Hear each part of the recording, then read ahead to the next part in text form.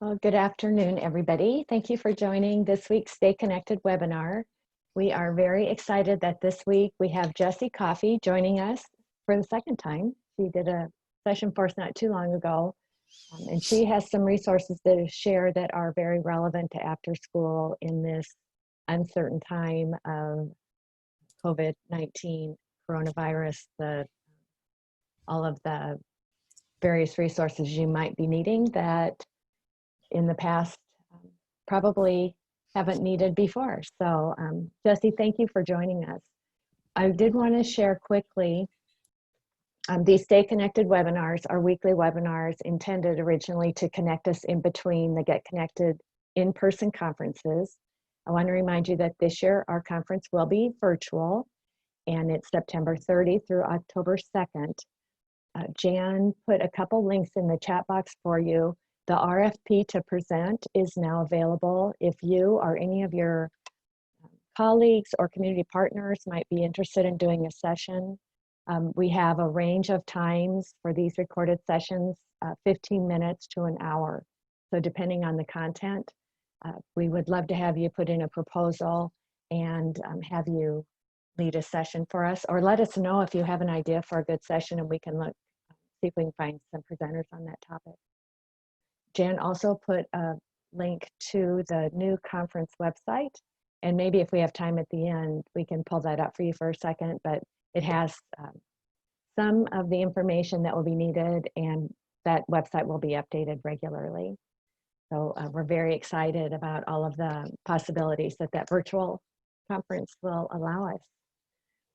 So Jessie, I'm gonna let you introduce yourself and take it away. And thank you once again for sharing your expertise with us. We really appreciate it. Thanks, Kim. I am glad to be able to share all of the great resources that that CDC and that Department of Education has created over the summer. And I think at no other time has there been an organizations working so hard to put out new and supportive resources. So today, really the gist of what I'm going to be doing is highlighting the COVID-19 tools and resources that you might need in your before or after school programming, and then making some, well, I'll just highlight it now because I feel like I'll forget. It's not, I didn't put it into the other thing that I'm presenting from. So this order form, I put the link into the chat. If you want printed laminated posters for your sites, you can order them, and the posters are listed here.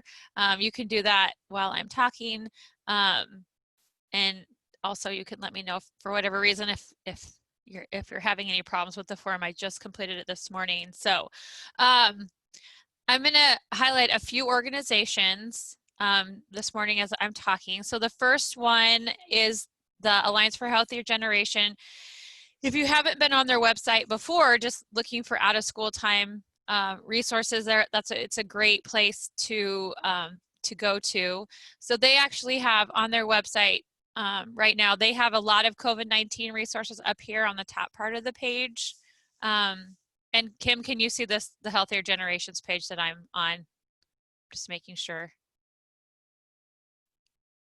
Yes. Okay, thank you. So they have a bunch of what they call roadmaps, and essentially these tools help give you ideas of what to do for certain areas. I'm going to pull up the chronic conditions one that I had up before, because we know that there's things that we are challenged with in the out of school time. So in particular, when there's not a nurse on staff, what do you do? And especially with the COVID challenges, your staff now become the frontline healthcare providers, or taking temperatures or doing the screening things that potentially a nurse may be doing. So this was a roadmap that they created for managing chronic conditions in the out of school time setting. So I just wanted to highlight that they have these kind of best practices and best next steps for how to manage those challenges that you'll likely be seeing in the out of school time. And then they also have resources on national best practices for healthy eating and physical activity. And then CASEL is sort of our go-to organization that provides resources and support around social emotional learning that we know are so important right now as students struggle with a new normal and reduced activities or no activities in certain areas of the state, which has all been very, stressful for kids and families. So I just started with this one. It doesn't actually have any words. I think it might just have music. But this is, oh, it does have music, but I don't know if you can hear my music. But most of the many of the videos only have just music. They don't have any, it's not read. So if you did in particular need to have another language provided for a certain video, you could easily work with someone in your district to provide a voiceover in another language. But most of the resources from CDC are pretty light on even text, so that you can just watch the video and gain the information.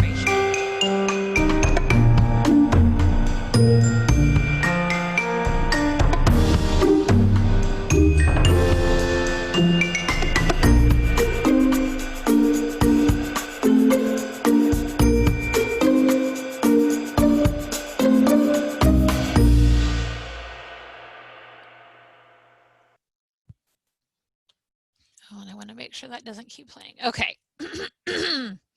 So in addition to the videos, they also have print materials, which we'll go over in a little bit. Excuse me. And then social media resources. They also, CDC offers a program planning checklist. This is a really nice tool as well. It goes over things likely that your administrator has made a lot of decisions on already. On this left-hand side, on these the policies and procedures part. But then what's really, I think, helpful for the out-of-school time folks as I reviewed these resources is really the facility supplies in the middle section, and then the education and training tab over here. Oops, I'm sorry. These are all great things to think about if you either haven't started your after school program yet, or have and your risk is really low right now. But as we know that we're going to be moving into cold and flu season, that no matter where we're starting right now, we have no idea where our risk levels will be in 2, 3, 4, 4 months. So these are great things to think through for how you're going to make sure that you're teaching the importance of hand washing, teaching the importance of social distancing. I know there's many communities that are not needing to do that right now, but it sounds like we can expect that we'll all have to be doing some sort of social distancing and hand washing at the minimum, and then moving up to potentially wearing face coverings, etc. But this was, I thought, a really great checklist for those, at least to have those conversations with staff, make sure that everybody's on board. There's often a lot of college students that work in out of school time programs, and so just making sure everybody, that even though this isn't their full-time job, that they're aware of best practices and things that they need to think about. So that was the checklist. And then I don't know if you're familiar with the Launch Nebraska website, but this is our Nebraska Department of Education's. This is sort of our website that helps schools and provides guidance on how to return to learn in a variety of settings. And I just wanted to point out in particular, you might be interested in the health and physical education reopening guidelines because they have or outline guidance in particular for things that you have to think about, like recess and balls and sanitizing, all of those things, and how to manage that when you have multiple kids and cohorting and things like that. So this resource and all of these are actually just PDF documents. When you click on them, would be helpful. And then the other one that I thought would be good is the considerations for cafeterias and school meals. These have both been updated just within the last week. The school meals, again, as you're likely serving some sort of snacks, goes over a lot of the considerations that you would need to do, and it's broken into these different risk levels. So green is that minimum risk level, so this is potentially what you are right now. And here we're still recommending social distancing in the cafeteria, limited gathering sizes. So what I know I'm hearing from after school programming staff is they're if there's an extra classroom, they're actually breaking up older kids and younger kids and doing that cohorting concept. They're marking the flow of the cafeteria, which many schools did prior to this because it just helped with kids not getting separated from their grade groups, etc. So now these things are more important. And then it also talks about the wellness of your staff. So if you have staff that's handing out food, then you would want to make sure that they're doing that. So anyway, it's broken down in the risk levels. So everything in green is that lowest level of risk. The yellow is the minimal to moderate level of risk. And then it just goes into, I believe, orange when we're still having school. And then red would be then finally here at the end where we would have no school and we're all in remote learning. And so then there's additional considerations for how you might be doing programming. And I don't know, did anybody do after school?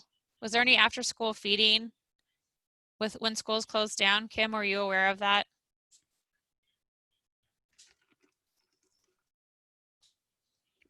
I think the after school staff support the food distribution and the Okay, needs great. identified by the school. Jan, do you know specifically for after school programs? It just really varied across the state, but they didn't have their own program separate from what the school was doing. So they just, in some cases, staff did help with distribution of food. But again, that really varied all across the state. Sure. So just making you aware of that that there are these recommendations for that food distribution, whatever that looks like, is available on the Launch Nebraska page. And these are just on the main homepage. All of the different guidance is available there. So that is the our Nebraska version of, or sort of a compilation of all the Nebraska recommendations based off of national best practices. If you're looking for something in particular, this document's super nice because they call it the COVID-19 one-stop shop. So it's different toolkits for various programs, many of which are very appropriate for your settings. So if you're in a high school and you need resources for young adults versus if you have, the childcare programs, which many of you are licensed as childcare programs, there's a toolkit for that. If you have clubs that use sports components, there's a toolkit for that. And then of course our just general K-12 school guidance. So, and then if, obviously if you're working for a nonprofit or a school district, obviously then you're still a place of business or a workplace. And so as a staff person, you might be wondering about what's best practices in certain situations as well. So those are outlined here. And then once you click on the links, then once you download it, it's not clicking for me right now, but once you download this toolkit, it'll take you to this handout. It'll take you to the toolkits on the CDC website. And then in addition to all of the just general guidance that's provided on the CDC website, they have a lot of different print materials. So again, depending on where your school district is with either face coverings or social distancing, I think you can't go wrong with the hand washing resources that they have available. It's always been important to wash hands, and so these posters, having them placed near sinks and in the bathrooms are helpful for kids, or reminders for staff and about when is appropriate. And then they also have multiple languages available here on, and this is part of their Clean Hands campaign. And they have multiple languages for families. And within this campaign website, they have many of the materials come in different languages. So these are all the posters, and a lot of Spanish is available. And then some of their other, like this one, which I've actually seen all across Lincoln and other places, there's many additional languages. So if there's ones that you're in need of, that's a really nice resource for to access that.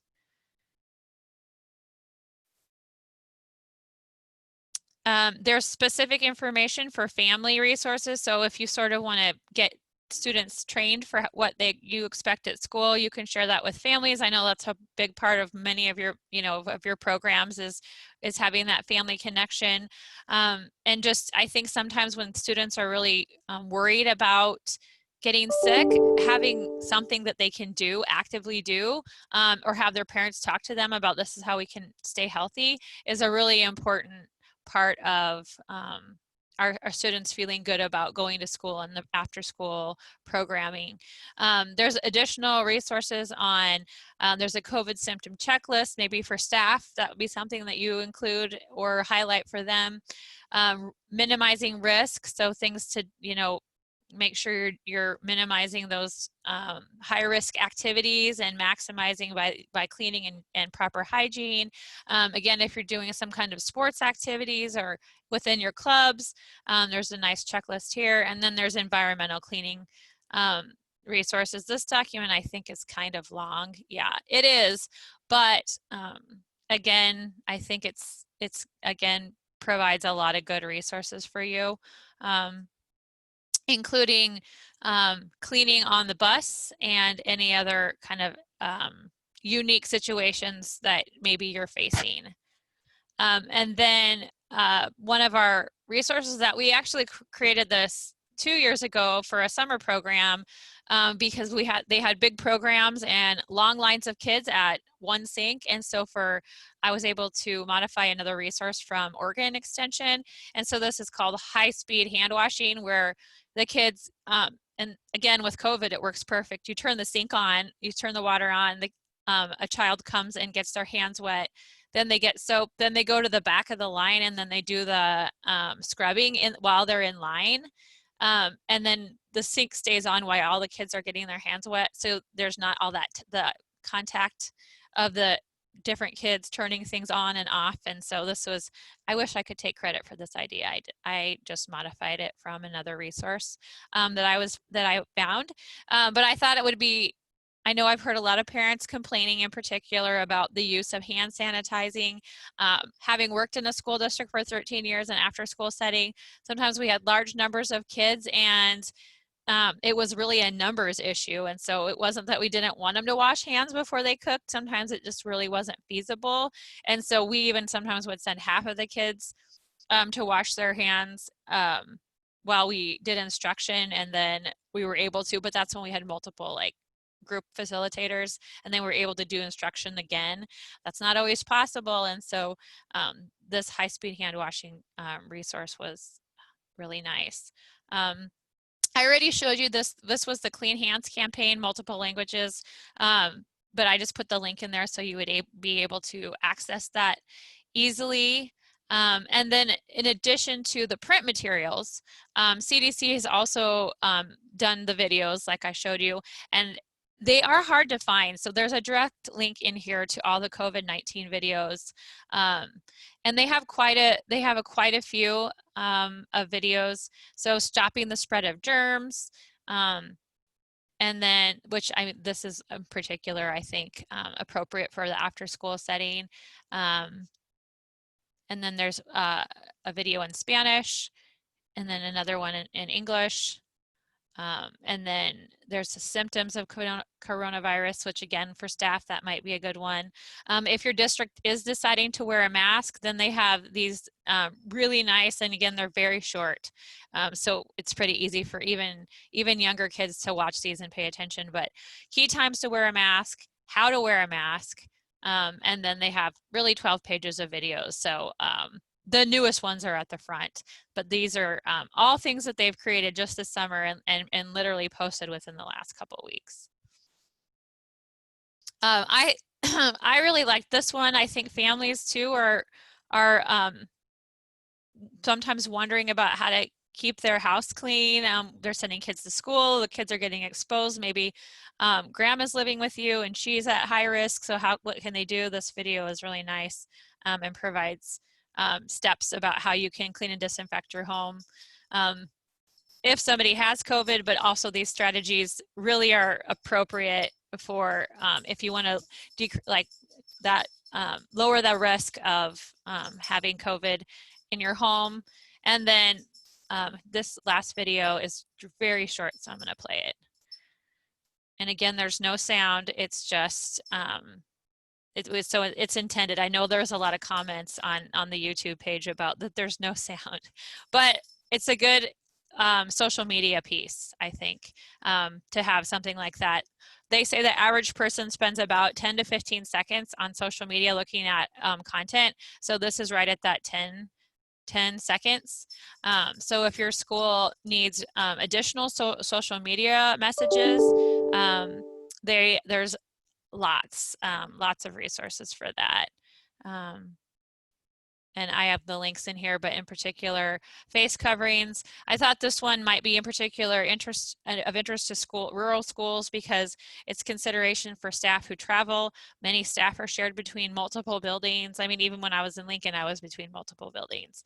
And so things to think about when you're going between or across distances and minimizing your risk.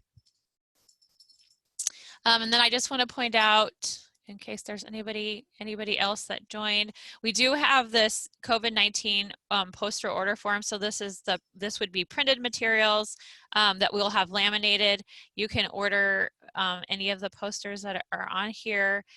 We just need to know if you need them in another language because it'll be minimal, but we can still find stuff. And then we just need to know your name, school, and organization, your role, and then the mailing address you want those sent to. And then we will be able to send out those print materials to you probably in the next 2 weeks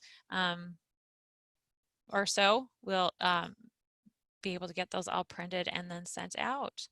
So I don't know if does anybody have any questions right now?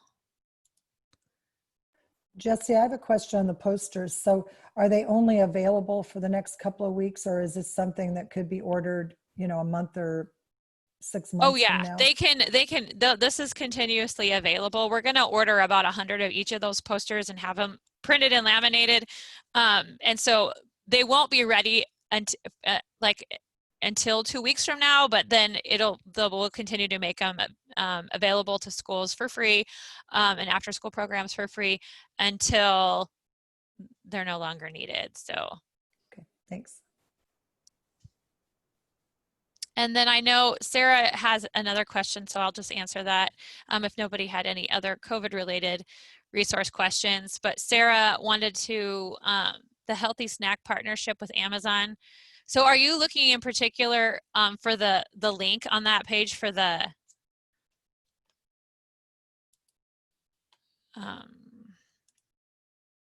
smart snacks, I think. I'll just provide that really quick because it's pretty easy. I mean, usually it's easy.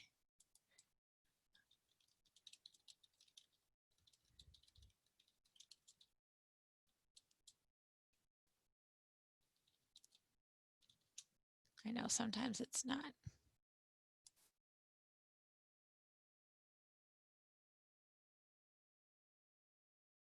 And if you've never been on their page, it's really, really something that you should visit. They have so many great resources, and it does look like, oh, here. that they changed things a bit.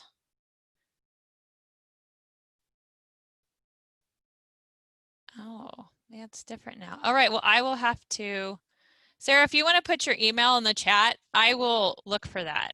I know I saw it at some point, but they did change their page. So I can get that to you. Jessie, these are such helpful resources. Thank you. I can't wait to dig in and see what's here, and we'll figure out some other ways to share this with all of our program directors. Yes, and I was the goal of putting this newsletter together was to make all of the resources that are buried in the CDC website a little bit easier just to pull out. So hopefully that will be helpful to folks as they eventually get to the place where they need these resources, or if they currently need these resources, they can open this up and then just find what they need. So, and then Thank if you for anybody, taking the time to do that. yep, and if anybody, I'm going to just put my email in the chat. If anybody has any additional And questions. we do have a link to this newsletter on the Stay Connected page, and we'll include these links with the recording of this webinar, so anybody can access that, and the Centers for Disease Control website that Jessie provided.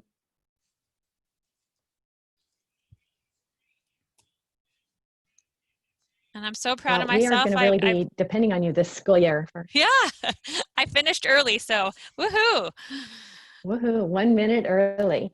Yes. Well, no, we really appreciate it. This is exactly what the kinds of information that we're all looking for right now, all compiled into one place. So thank you so much. All right, well, thank you. Have a good rest of your week, guys. Thanks for joining us, everybody. Thanks, Jessie. Thanks. Great information today. Thanks.